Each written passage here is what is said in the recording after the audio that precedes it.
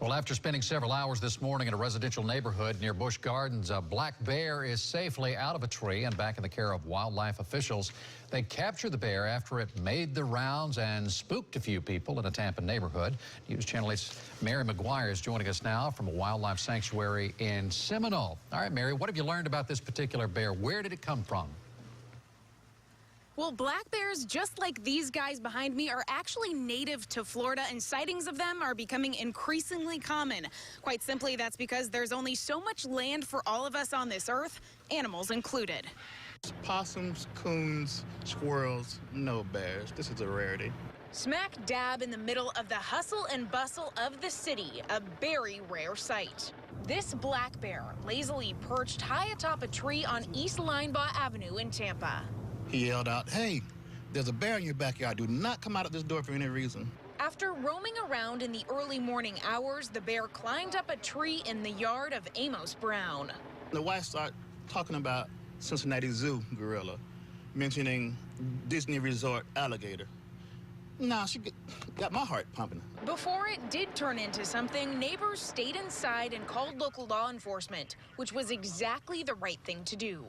The bear, on the average, is not an aggressive creature. Black bears really aren't, like they're just hunting, looking for people. But you never know what happened to that bear 5 minutes prior to you. He could have been hit by a car. Wildlife expert Vernon Yates tells me so-called nuisance bears are typically given 3 strikes before they are relocated to a zoo or a sanctuary, or they are euthanized.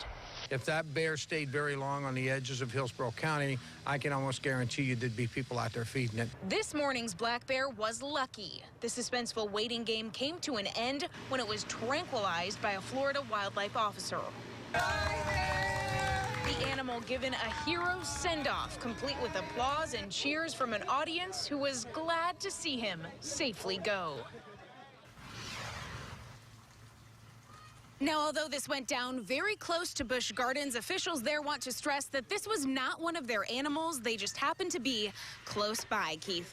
And I know these bears sometimes are territorial. They tend to come back, Mary. Where was this bear now? And they're going to make sure he doesn't show up back in this neighborhood?